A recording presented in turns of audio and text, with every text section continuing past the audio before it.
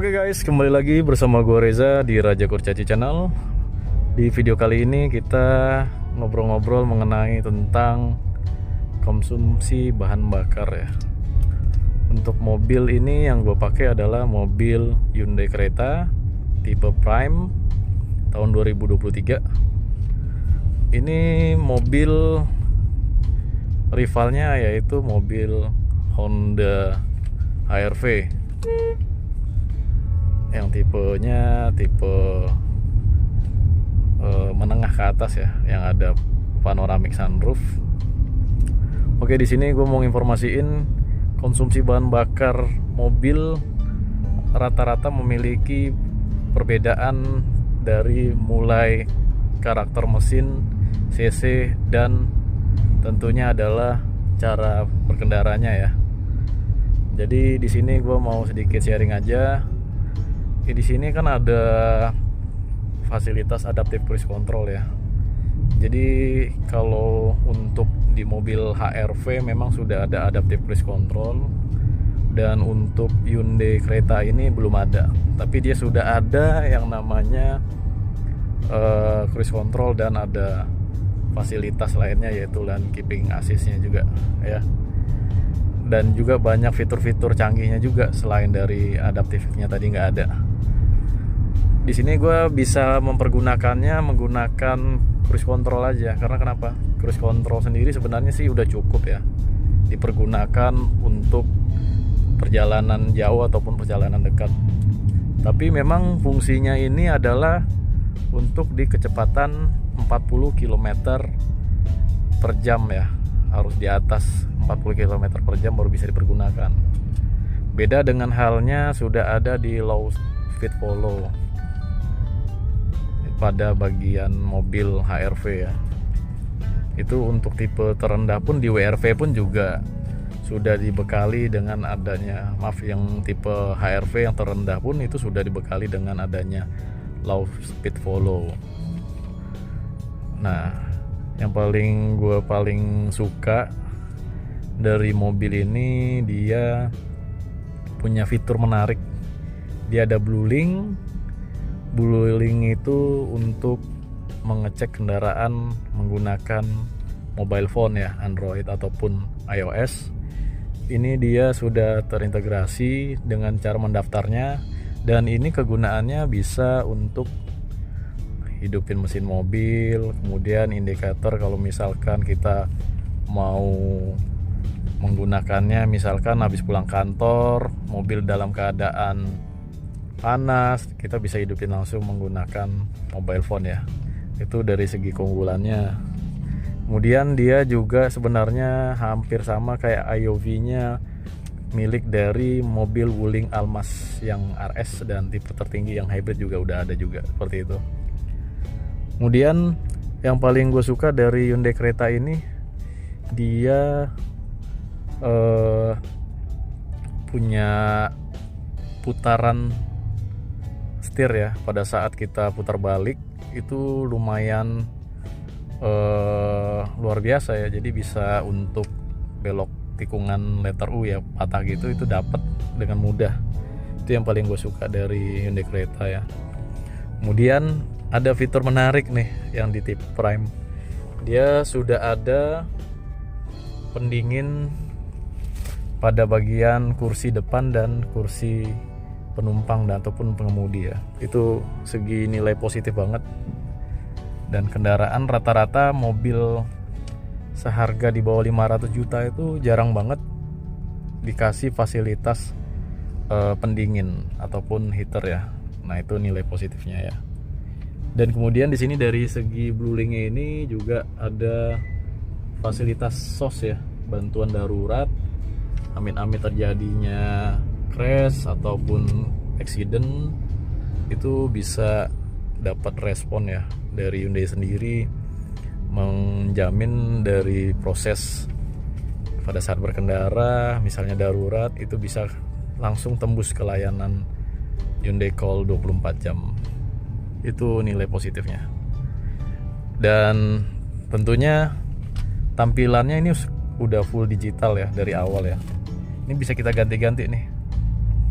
menunya, misalnya drive-nya, cara berkendaranya smart, normal, terus sport ataupun eco ya, itu bisa diganti-ganti. Ini sebenarnya dari model ECU ya, settingan ECU itu ada responsif terhadap kita pada saat tekan pedal gas. Ini bermanfaat banget ini. Yang sport nih, yang seharusnya kita gas biasa aja nih, langsung bisa respon secara cepat. Ini satu keunggulan dari mobil Hyundai Creta ya. Dan mungkin mobil lain juga udah punya juga fasilitas ini. Tapi gue milihnya ini yang pakai yang smart. Dan terus dia sudah tentunya sudah pasti ada pedal shift di setirnya. Kemudian untuk desainnya sendiri nih, gue suka AC-nya ya. Dia tinggal nutup seperti ini. Dia tuh udah ngunci ya. Gitu. Kalau ini kebuka. Itu keren banget. Nggak dicontek ke mobil-mobil lain. Dan head unitnya juga lumayan besar ya. Lumayan besar. Dia juga udah ada pengaturannya juga banyak. Terus ada menu-menunya juga, terkoneksi sama wifi. Terus sama kipasnya, climate AC-nya juga climate. Kemudian device connectionnya dia udah ada konektivitasnya nih, bisa Android Auto sama Apple CarPlay. Ini salah satu fitur menarik juga ya. Dan dia juga sudah ada panoramic sunroofnya nih. Nih kalau misal kita sekali tombol pencet ini, nah ini luas banget ya.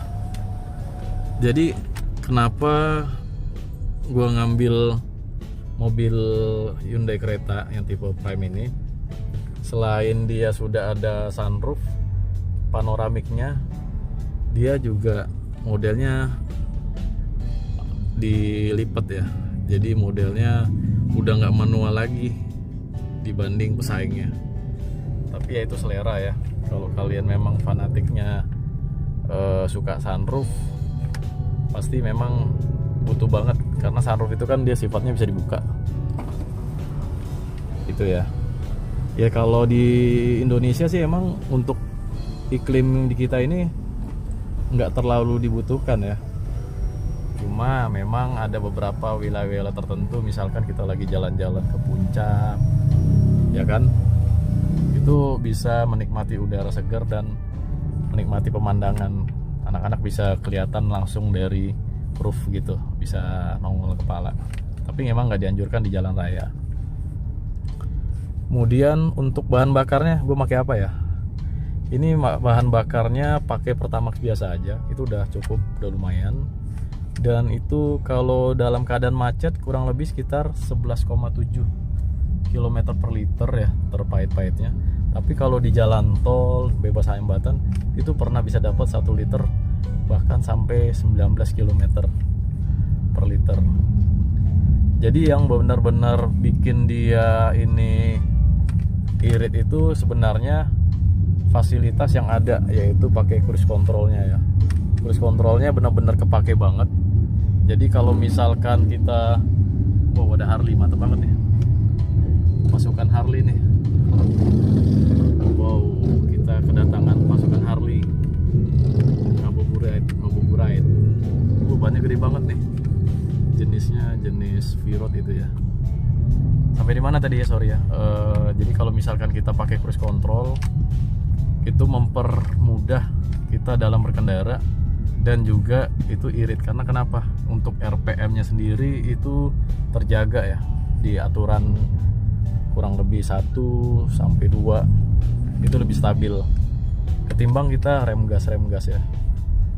Tapi ya memang kembali lagi ya, untuk Hyundai Creta ini memang dia adalah pesaing dari mobil Honda HR-V. Walaupun memang dia secara horsepower tidak terlalu tinggi ya, masih lebih tinggian di Honda HR-V itu 120, bahkan yang untuk tipe RS-nya itu 170-an ya. Tapi yang paling gue suka sendiri dari mobil Hyundai Creta ini itu tadi, dia punya drive traction ya, yang tadi sini ya, drive traction ya, ini banget. Jadi fungsinya bisa mengatur dari mobil pada saat kita mau diakselerasi, pas respon gitu kan, itu sangat berfungsi banget. Ini macet banget, kita ngambil tol aja keluar karena udah keburu macet guys. Nah, menu-menunya sendiri di kereta sendiri dia ada kesamaan juga sama di HR-V ya, fitur-fiturnya ya. Dia ini bisa hidupin mesin dengan tekan tombol pada bagian hold di kuncinya atau di remote-nya. Itu dia membantu kita buat manasin mobil ya dengan jarak jauh. Cuman memang kalau dia tadi kan ada blue link-nya ya. Terus yang paling gue suka sendiri, dia ini ada banyak sensor ya. Sensornya ada. Jadi pada saat kita melakukan penguncian kendaraan, ninggalin kendaraan, kemudian kendaraannya sendiri kan barang-barang sendiri, misalkan ada anak-anak atau hewan yang kita tinggalkan di dalam mobil, itu dia bisa mendeteksi ya, mendeteksi misalkan barang-barang masih ada hewan lah contohnya, itu bisa ketinggalan ataupun terkurung dalam mobil, itu bisa dapat notifikasi ya, seperti itu. Kemudian untuk kekedapan kabin juga lumayan ya untuk kereta ya. Walaupun memang dia terbilang nggak sekedap mobil-mobil lain seperti Wuling Almas, itu gua akuin emang dia kedap suaranya, reductionnya juga bagus seperti itu ya. Kalau untuk suara ban juga masih ya tergantung dari kualitas aspalnya juga nih. Tapi kalau di jalan aspal yang bener-bener licin ya nggak kedengaran juga sih noise. Oke, yang paling terpenting adalah dia sudah ada forward collision mitigation. Jadi pada saat kita mau berkendara, ini ada driver asistennya ya, ada warning volumenya juga, terus driver attentionnya juga ada juga.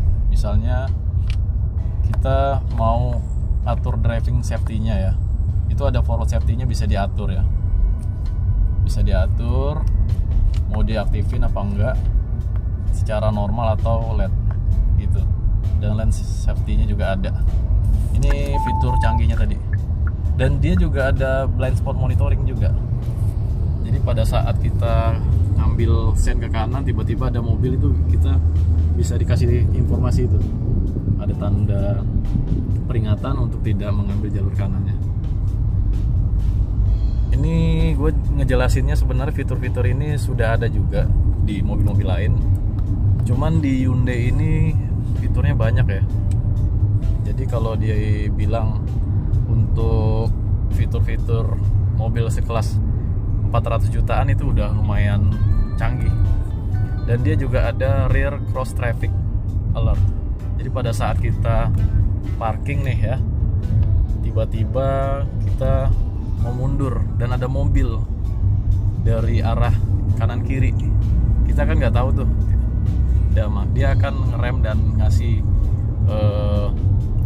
simultan ya. Jadi posisinya akan ngerem dan pertama kali akan dilakukan proses pengereman seperti itu. Ini lumayan benar-benar berguna banget kalau misalkan pada saat kita di tempat yang nggak kita ketahui, tiba-tiba ada mobil yang melewati ya perjalanan. Ini kita akan coba pada saat mau kecepatan, tiba-tiba apakah dia ngerem apa enggak. Di sini akan kita coba ya. Jadi ada sistem safety-nya juga. Dia akan bantu ngerem pada saat kita lupa tuh. Nah, ini kita diaturin setir kita nih, kita keluar steering kita akan diatur juga seperti itu. Nah ini mau ditabrak nih. Nah itu ada informasi juga terkait dengan aba-aba pada saat kita mau berbenturan ya, itu dikasih informasi dan dia akan ngerem langsung downforce ya, akan ngerem melihat dari jarak mobil di depan seperti itu. Oke, gua rasa sekian dulu review mobilnya. Jika kalian suka dengan video ini, boleh subscribe. Dan ini sebenarnya bukan membanding ya, hanya menginformasikan review dari gua alamin dan gua pakai sendiri mobil.